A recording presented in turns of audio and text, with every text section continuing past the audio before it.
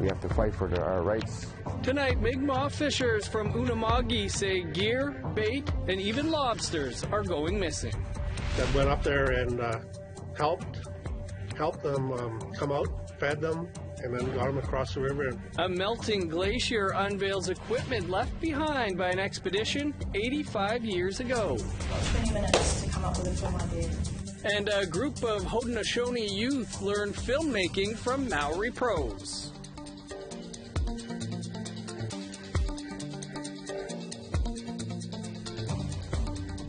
Good evening, I'm Dennis Ward. Welcome to APTN National News.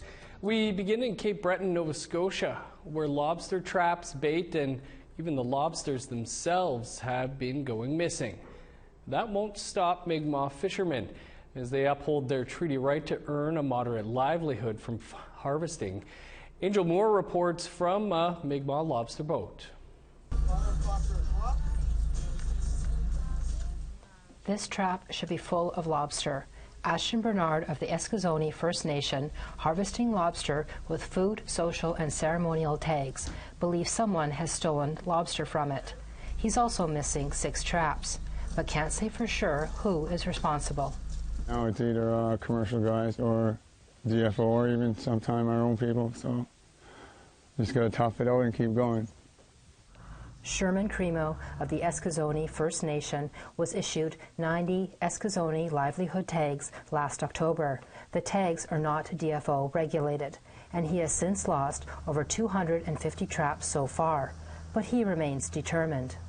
We have to fight for our rights. Like everyone's fighting down up in Saunaville, and we have our own fight up down here, and so everywhere it's just the same, right? Same. Everyone's losing traps, everyone's losing gear, and it's just not right. Craig Doucette of the Beaudelac First Nation is harvesting lobster with his band's 90 moderate livelihood tags. He has lost over 150 traps, bait and lobster. I try to have a positive attitude about everything. It's like I haul a trap up, it's empty. I don't know. I don't want to think negative. I don't want to think another fisherman sabotaged me or whatever. I think, hey, well, you can't catch them all, you know. Let's bait it, put it back. Tomorrow will be a new day. Doucette has been charged previously for violating the Fisheries Act, but says he will keep fishing. That's all I could call it, is harassment. I really believe it's just harassment from the corporate bullies of the Canadian government that, you know, they have the funds, they have the resources to, you know, pick on the little guys. Like, this isn't funded by anybody else but myself. This is St. Peter's Canal, 300 kilometers northeast of Halifax, where Migma fishermen from Cape Breton, Unama'ki, and Migma dock their boats. On the other side of the canal, non-Indigenous people sit in their vehicles, including Mike Sutherland, a resident of St. Peter's. He disagrees with the Migma fishery. You know, basically, eventually we're going to have nothing here. You know, and these boats aren't even from here. They're from down the lake. So they're taking the food from the other people who make a living at it here. Government's got to get off their arse and start doing something. Cremo says most people are supportive. Some won't like us, but the other people, they support us in every possible way, and they're nice people here. The Migma fishermen will continue to treaty fish. Meanwhile, 4 First Nations in southwestern Nova Scotia have an interim understanding with the Department of Fisheries to harvest lobster to earn a moderate livelihood. Angel Moore, APTN National News, St. Peter's, Unama'ki. Canada's correctional investigator released his latest report this morning, and once again, the numbers are not good. Indigenous men and women continue to be greatly overrepresented in Canada's federal prisons. APTN's Fraser Needham has more. Correctional investigator Dr. Ivan Zinger says Canada's prison system continues to serve Indigenous people poorly. Being overrepresented in use of force, overrepresented in maximum security institution, overrepresented in structured intervention units, which is the former administrative segregation regime. They are more likely to also be labeled as gang members, They're more likely to self-injure. They're more likely to attempt suicide. Indigenous people account for roughly 5% of the Canadian population, but they make up 32% of the federally incarcerated persons, and Indigenous women count for 50% of the female prison population. Zinger says things are only getting worse, not better, and Corrections Services Canada only has itself to blame, as the department has largely ignored recommendations made in previous reports, such as putting more resources into healing lodges. Would be to transfer large amount of the Correctional Services budget to fund healing lodges and also provide opportunities for Indigenous communities to also supervise Indigenous people in their communities, and that hasn't, it simply hasn't happened. And Zinger says overall money is not the problem. Corrections Canada has a ratio of 1.2 staff per prisoner, which is amongst the highest in the world. But Zinger says the department has continued to spend this money internally rather than reaching out to Indigenous communities to include them in programming.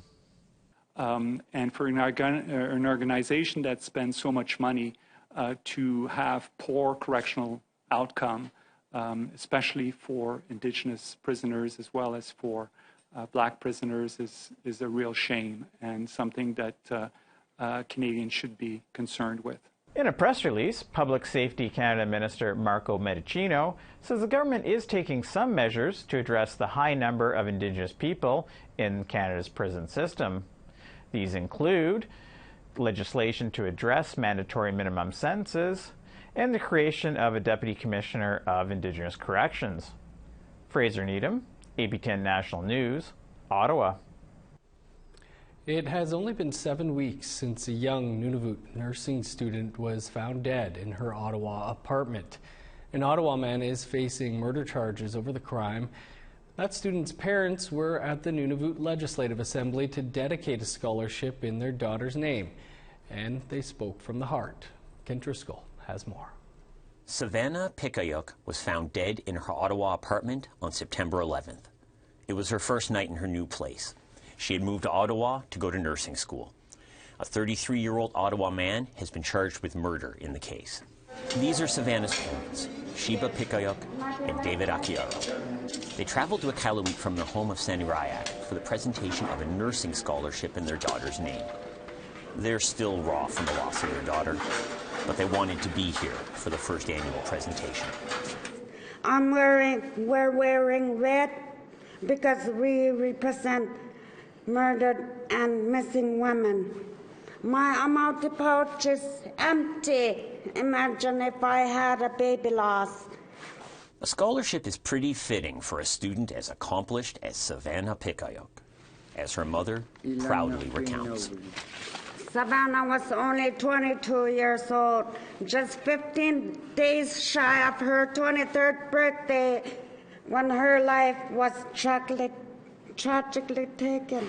In her young life, she went to Northern Youth Abroad, student on ice, Nunavut Simanuk Sabo Upa, classmate me Upa, Nangyaktuit. Many of Savannah's classmates were on hand for the presentation. One of them received the scholarship. You can see that Savannah's parents see their daughter in the faces of her peers. No parent should ever go through a tragic and horrific loss of a child. It's everyone's loss, not just as region, but as a nation. Inuit women are victims of violence at a staggering 14 times the national average.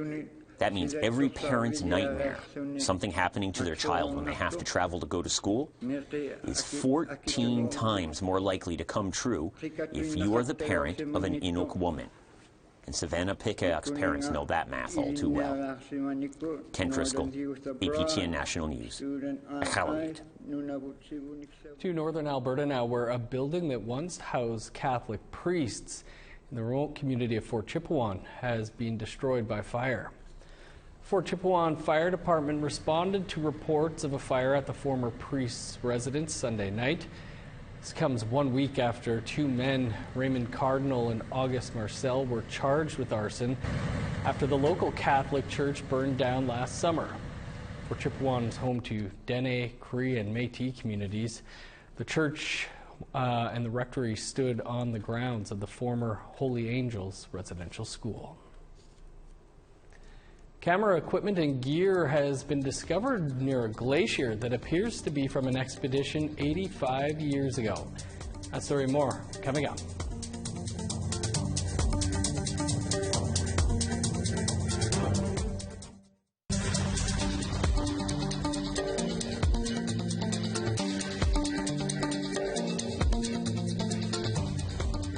Welcome back.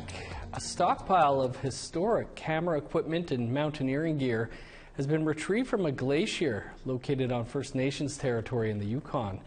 Well, many are celebrating the historic find. The First Nation in question says it's important to remember it was their members who helped save the mountaineering expedition from death. Here's Sarah Connors with that story. It's a discovery 85 years in the making. This camera and mountaineering equipment was abandoned by famed mountaineers Bradford Washburn and Robert Bates in 1937 after they ran into bad weather. Washburn in particular was an internationally renowned cartographer and aerial photographer. It's a great story. It's a great story from 1937. Bob Dixon is the chief of Kluane First Nation.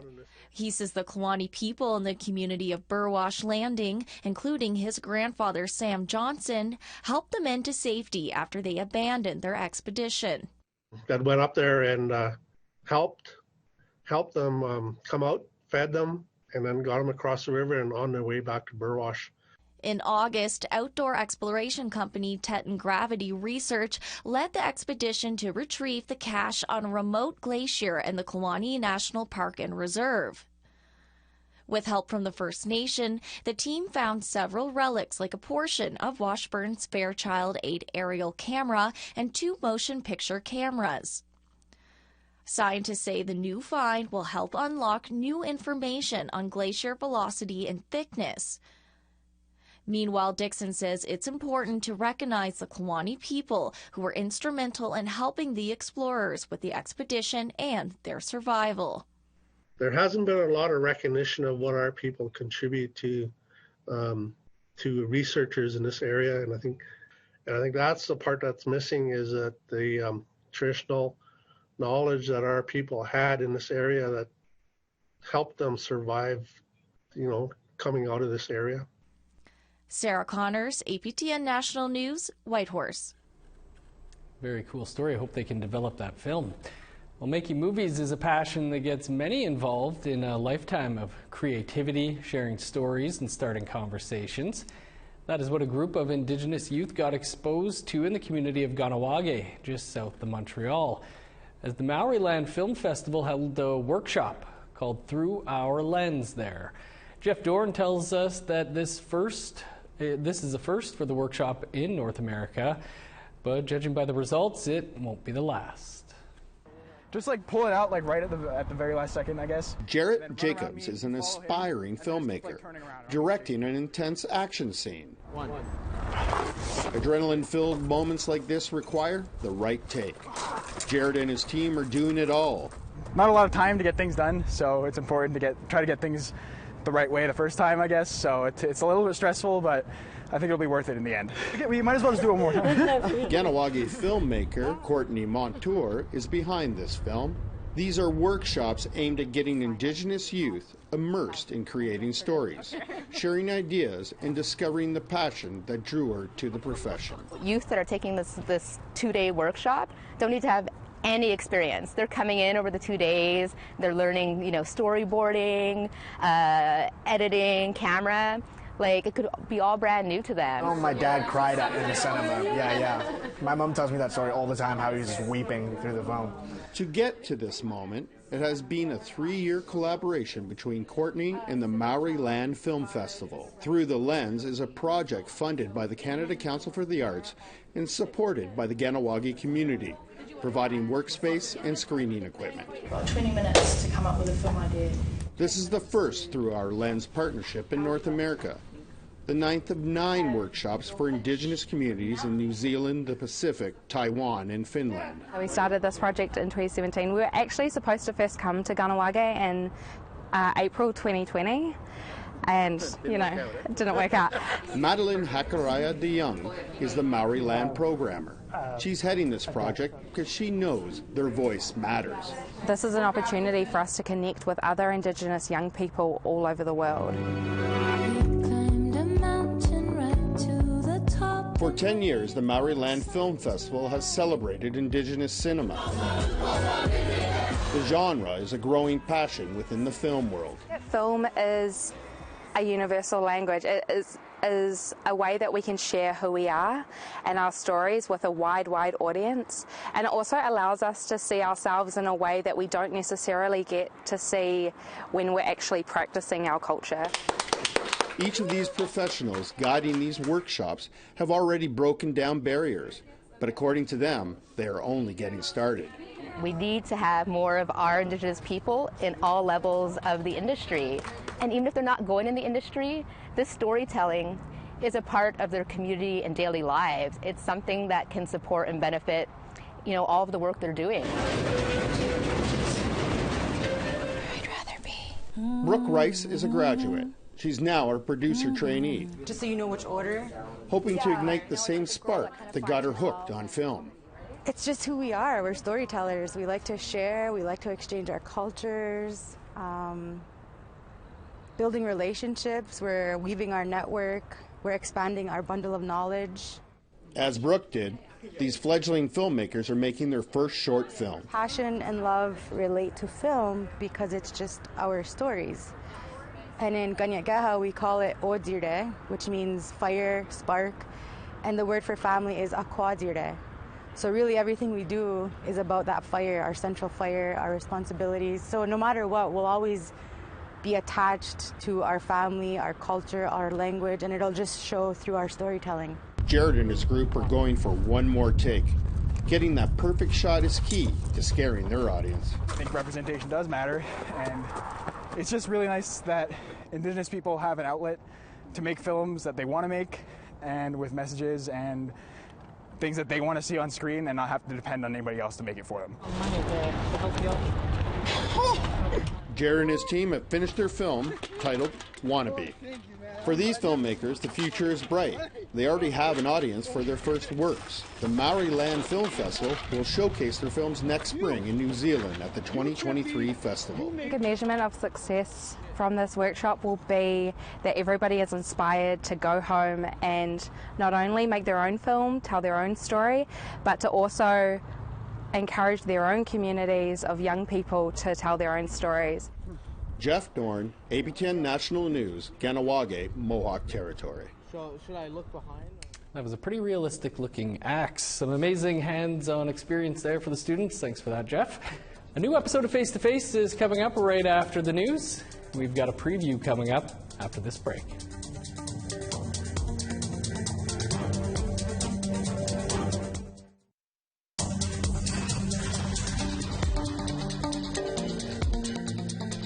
Welcome back. Time now for our photo of the day. And Shelley Cook, who is a member of the Broken Head Ojibwe Nation and a local columnist, shared a picture of a pumpkin she painted for a contest. She replicated the beading her sister Christina makes. Awesome stuff. Thanks for sharing, Shelley. If you want to be featured as our photo of the day, email your pictures to share@aptn.ca along with a location and description. Now let's take a look at Wednesday's weather forecast. Starting on the East Coast, sunny and 14 in Halifax, 13 under the sun in Fredericton. -1 with snow in Kuujjuaq, +2 and flurries in Nain. Sunny and 15 for Montreal, 4 and sunny in Chibougamau. 16 for Sault Ste. Marie, 14 in North Bay. 15 in Thunder Bay, 16 for Sioux Lookout. 6 with showers in God's Lake, cloudy and a high of 4 for Norway House. 18 in Winnipeg, 12 in Dauphin. Sunny and 8 for Regina, snow and +1 in Saskatoon. +4 with flurries in Meadow Lake, flurries and 0 in La Ronge. In northern Alberta, snow and +2 in Fort McMurray, -5 with flurries in Grand Prairie. Snow and 3 in Edmonton, +1 with snow in Lethbridge. 10 with showers in Vancouver, +4 in Kamloops. -3 and sunny in Prince George, 1 below in Smithers. -17 in Old Crow, snow and 3 below in Whitehorse. -15 for Yellowknife and Norman Wells. -20 in Sax Harbor, 18 below in Pawlatuck. -17 for Whale Cove, 25 below in Baker Lake. -21 with snow in Resolute, -1 with snow in Iqaluit.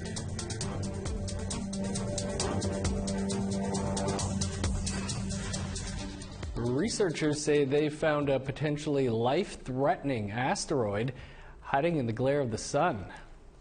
A team of international astronomers have actually discovered 3 new near-Earth asteroids.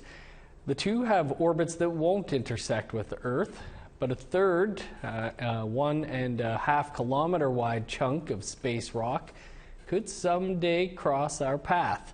This comes just weeks after NASA deliberately crashed a probe into another asteroid, the first full-scale test of asteroid deflection technology.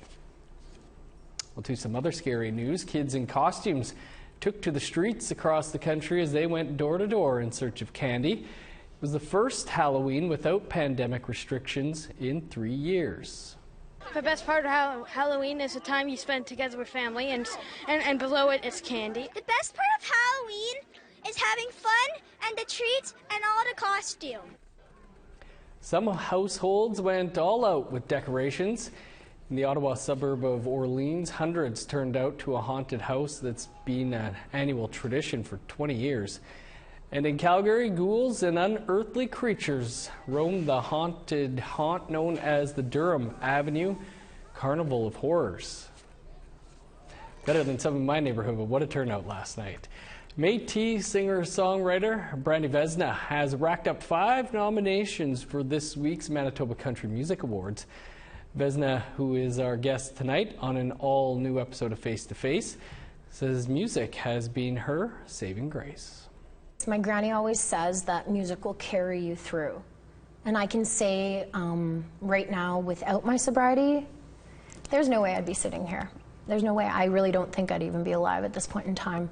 But I mean, I think because I pray and my message is from my heart and my spirit, I think that my guides, my helpers, people, the ones in the spirit world are guiding me and leading me where I need to go. And I mean, I could sing songs that, you know, glorify drinking and whatnot, but that's not where I am as a person, so that's not how the message that I want to share. And good luck to Brandy as she is up for those 5 awards at this coming weekend's Manitoba Country Music Awards. You can watch our entire interview with her coming up in less than 2 minutes' time. And be sure to join us here live at 3 p.m. Eastern Time tomorrow as we put the Pope's visit to Canada in focus. That's all the time we have for your APTN National News for this Tuesday. You can find much more, including a story on an Ontario provincial police officer who has been charged in Kenora following an investigation by APTN Investigates. I'm Dennis Ward. Thanks for being with us. Have a great night.